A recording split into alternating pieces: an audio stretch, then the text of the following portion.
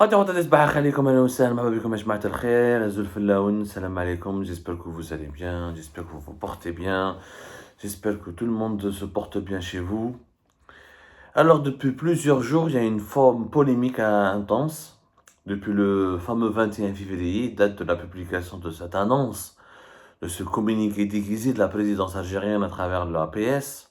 On l'a déjà expliqué, notamment dans l'émission précédente, qu'il cette fameuse dépêche de l'APS qui nous informe qu'Abdelmadjid Tebboune est réellement en colère, qu'il a poussé un coup de gueule en plein Conseil des ministres du 20 février 2023 et qu'il se démarque des mauvaises décisions, du mauvais bilan de ses ministres et qu'il déplore, qu'il dénonce des imprévus et qu'il faut mettre maintenant des mesures draconiennes pour corriger un peu le tir ou le mauvais bilan de ses ministres ou la dépêche de nous appelant il n'a jamais demandé aux dirigeants du gouvernement de faire preuve d'autoritarisme.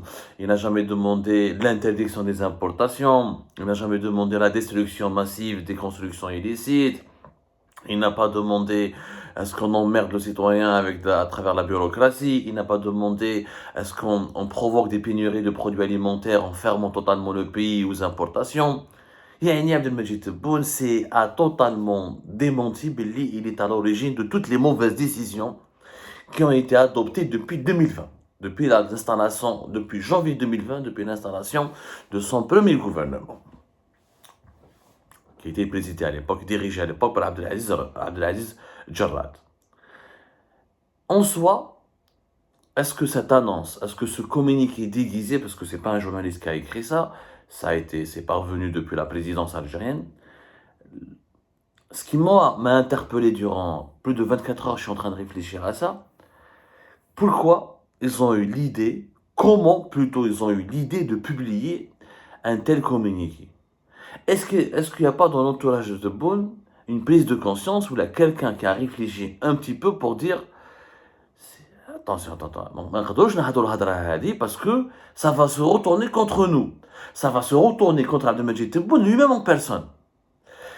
Comment on peut faire croire aux Algériens et aux Algériens qu'Abdelmadjid Tebboune n'y est pour rien, ni responsable de rien, qui n'a pas demandé la fin des importations, l'interdiction des importations, qui n'a pas demandé aux dirigeants du gouvernement de faire preuve d'autoritarisme, qui n'a pas demandé la destruction massive ou des constructions illicites, qui a demandé de faire preuve de souplesse, qui n'a pas demandé le renforcement de la bureaucratie, alors que normalement il est le président de la République. Les décisions de son gouvernement, le bilan de ses ministres, les actions du gouvernement ou l'administration de l'État, elles ont toujours été décidées en plein conseil de ministres ou lors des réunions du gouvernement. Comment se fait-il qu'Abdelmadjid Tebboune a pris des décisions, que son gouvernement ou que ses ministres ont fait des lois, l'interdiction des importations, c'est un processus qui a commencé de 2020 à 2023, à travers plusieurs dispositions, des lois, des changements de réglementation, etc. Qui fait avec l'autoritarisme de l'État.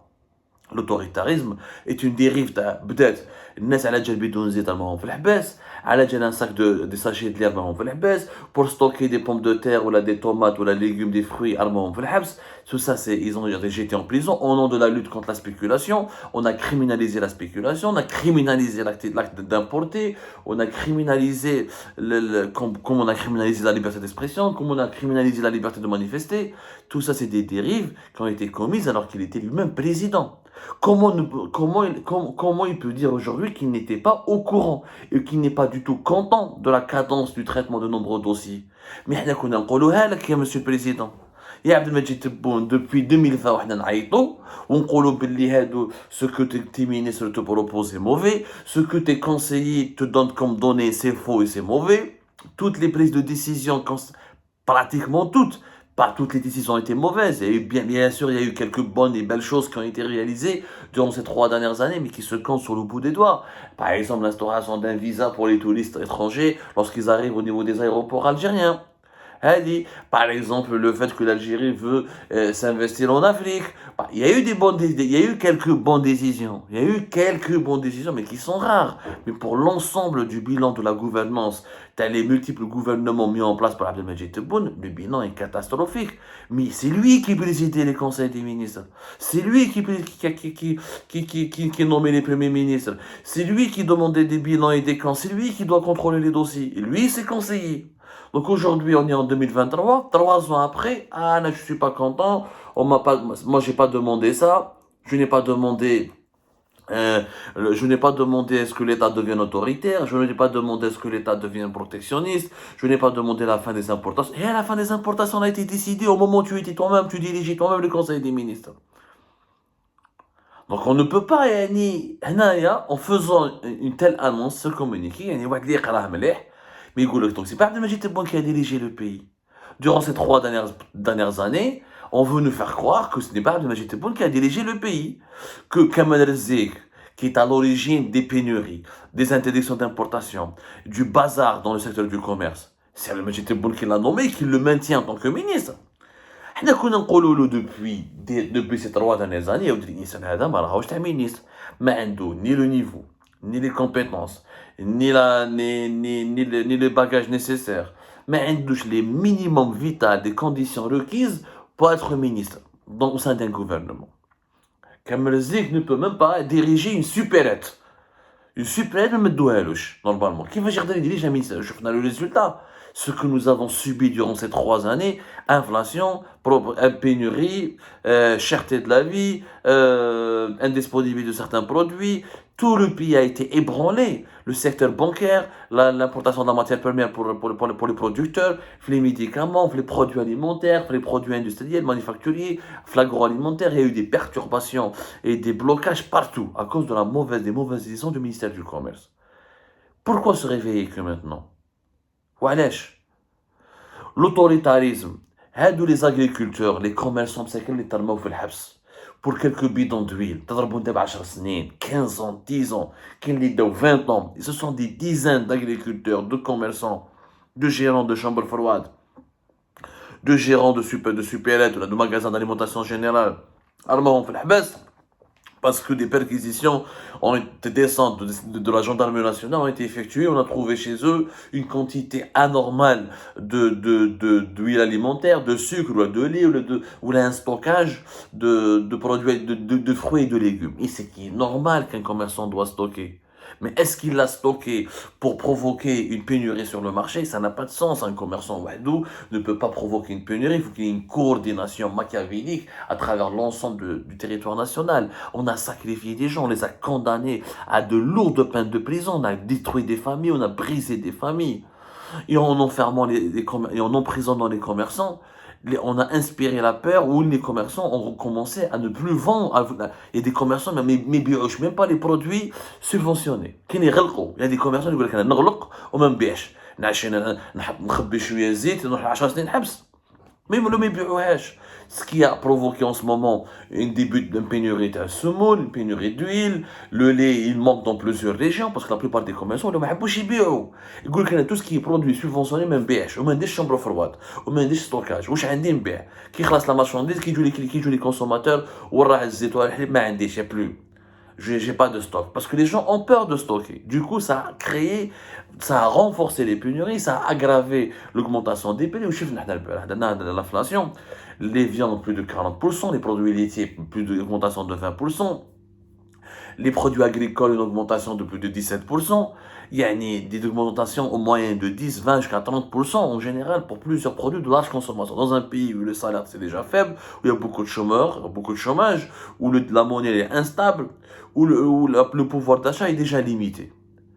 Et tout ce bilan chaotique, on aurait pu l'éviter si Abdelmadjid Tebboune avait écouté les opposants, s'il avait écouté d'autres experts, s'il avait demandé un autre son de cloche, s'il avait demandé une contre-expertise. Quel est le rôle d'un président? C'est celui d'un manager. Il écoute le pour et le contre, il pèse, il prend une décision. Mais il doit écouter le pour et le contre. Dès que tu barres les conseillers, ou tu entends qu'un seul son de cloche, ou tu barres les ministres, et tu fais pas, tu compares pas, tu n'essaies pas de comprendre l'autre côté, les contradicteurs, tu ne vas pas enrichir ton avis, tu ne vas pas enrichir ta vision. Ou c'est ça l'autoritarisme. Qu'est-ce que c'est que l'autoritarisme? C'est l'aveuglement. C'est quand je détiens la vérité, mon entourage est le meilleur, mes conseillers sont le meilleur, moi je suis le meilleur, je peux tout faire, je peux tout gérer. C'est pas possible. Un président, comme un roi, comme un empereur, n'est pas omniscient. Même les empereurs et les rois sont obligés d'avoir une cour, des conseillers, avec de multiples tendances, avec de multiples idéologies, avec des visions différentes du monde, pour que, quand la décision finale elle est prise, elle tient en compte de tous les avis, de toutes les divergences, et on essaie de trouver un compromis pour éviter les problèmes concrets dans la réalité. Donc, je n'étais pas au courant. Personne ne va croire à cela. Ça va discréditer encore davantage Abdelmadjid Tebboune et ses conseillers. Parce que les Algériens ne sont pas cons, ne sont pas idiots. Ils vont se dire, mais attends, on nous prend pour des idiots, on nous prend pour des cons. Pendant 3 ans, des décisions ont été prises, personne ne les a remis en cause. Pendant 3 ans, la situation se dégrade. Ou l'Yom Beshfakto, à une année d'élection présidentielle. L'Yom Beshfakto, les ministres sont mauvais, ils ont un mauvais bilan. Il y a des ministres qui n'ont pas changé depuis 3 ans. Ils sont toujours en poste. Il y a des PDG, t'as son attraque. Qui connaissent les son attraque comme écrivent Bouali contre la présidence. Comme c'est des faux chiffres. Il n'y a pas de vrais investissements. C'est des passations douteuses de marché avec des compagnies chinoises et asiatiques. Et que l'exploitation du gaz et du pétrole, elle est bâclée, elle est anarchique, elle est pas rationnelle. Qu'il n'y a pas de stratégie, il n'y a pas de stratégie futuriste. Il n'y a pas une efficacité dans la prise de décision. On nous a condamnés à mort. On nous a condamnés à mort parce qu'on a dit une vérité, parce qu'on s'est opposé à leur vérité qui était basée sur des mensonges.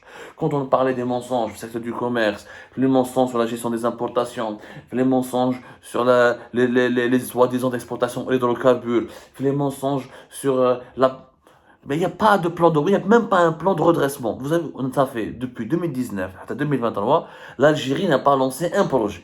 غير جبيلات هضروا عليه ما كان والو تبون زعف قال لهم وراه غير جبيلات ما كاين ني تران ني والو بعثوا 2 3 كاميون 2 3 بيلتوز قال لك هذا هو le plus grand projet de sidérurgie تمسخروا بينا. Il n'y a même pas un train. Comment tu peux lancer un projet industriel? Tu peux même pas acheminer le minerai que tu vas sortir de la mine, tu peux même pas l'acheminer vers le nord, pour l'exporter ou là pour le transformer en produit industriel. Mais il n'y a même pas de logistique. C'est pas normal, tu peux pas inaugurer la mine de Rajbilet, il n'y a pas de logistique, il n'y a ni train, ni route correctement, ni autoroute, au moins pour acheminer de Tindouf, Béchar jusqu'à Oran ou la Mostaganem ou jusqu'à Alger. Ça n'a pas de sens. Ça n'a pas de sens.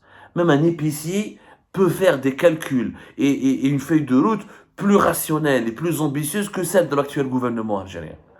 Donc, les stations de dessalement de l'eau de mer, donc les 3-4 grands projets, bateau cassé, 2022, mais je gagne même pas. Le réchauffement climatique, il est là, la sécheresse, elle est là, les problèmes de l'été 2023 vont arriver, les Canadaires, le Canadaire, on a promis d'acquérir des Canadaires pour lutter contre les feux de forêt, mais qu'est-ce etc. Les échecs, les fausses promesses, les promesses non tenues, les fausses annonces, les mensonges colportés depuis 3 ans sont nombreux. Tant mieux qu'Abdelmadjid Tebboune s'est réveillé. J'espère que sa prise de son réveil est sincère. Parce que moi, je m'en fous. La personne, Tebboune, il est là, il n'est pas là. C'est l'Algérie qui compte. S'il s'est réveillé, il doit tirer la leçon et apprendre une chose. Il doit écouter ses opposants. Il doit prendre en considération l'avis de ses opposants. Un opposant n'est pas un ennemi.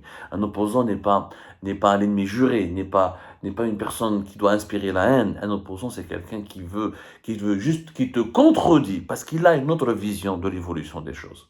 Il faut prendre en compte son avis. Il faut arrêter d'écouter les chiétines. Un décideur doit toujours se méfier des perroquets qui l'entourent. Si un décideur il est trop entouré par des perroquets, qui veulent juste le conforter dans ses certitudes, sachez que ce dirigeant court à sa perte. Et ça, l'histoire de l'humanité, elle est regorge d'exemples qui démontrent cette vérité-là. Rabbi Djibel Khair et que Dieu protège l'Algérie.